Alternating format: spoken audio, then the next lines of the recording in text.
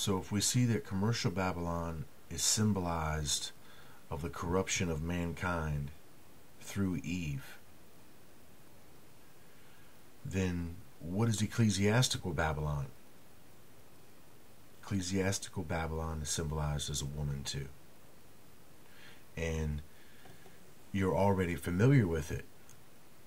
You know, the Vatican represents the worship of the Great Mother,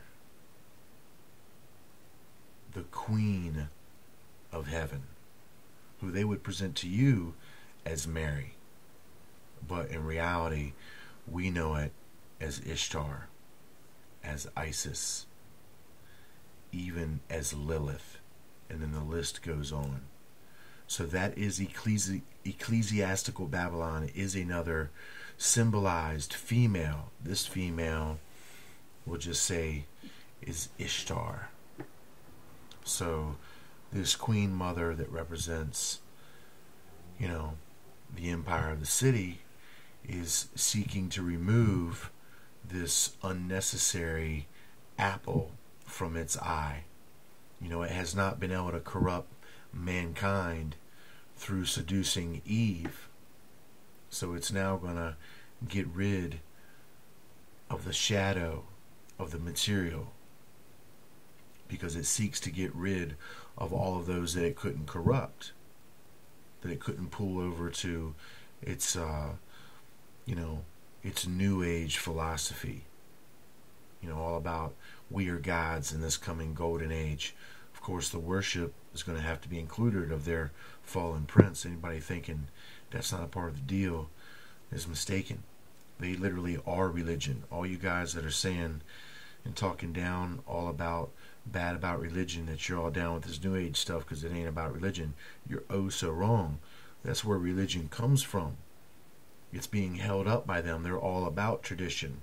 They're all about the reptilian portion of the brain, which is a slave to tradition and ritual and ceremony, which is what this religious institutional system is all about.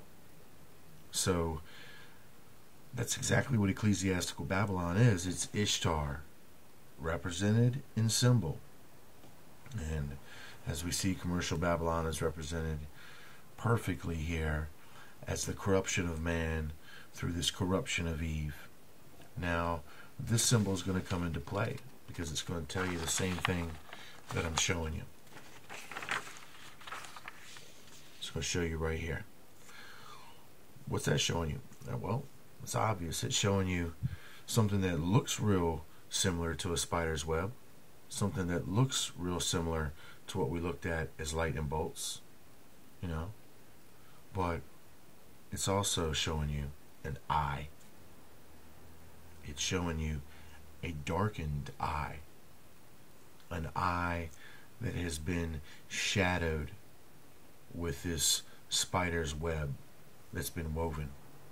Now, this is an old symbol. This is a real symbol that's connected to secret societies, basically concerned with, you know, Nazi Germany, the Thule Society, their occultic agenda.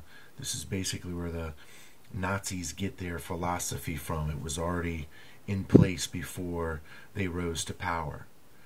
So this right here is symbolizing an eye with a spider's web over it. Basically, it's telling you a plan of what they've got to do, that they have got to create this material shadow of the world, this material trickery with this spider's web. It's all going to be influenced by this crooked path. Of course, to bring these beings up out of the earth, and these beings that are going to represent Orion. And you're going to see that geometry's there, that once I cross those lines right there, there's our hourglass right smack dab in the middle of the spider's web, right smack dab in the middle of our connection with everything that we've already talked about, with these beings coming up out of the earth. This is the plan to bring them there. That which was up will become down. That which was down will become up.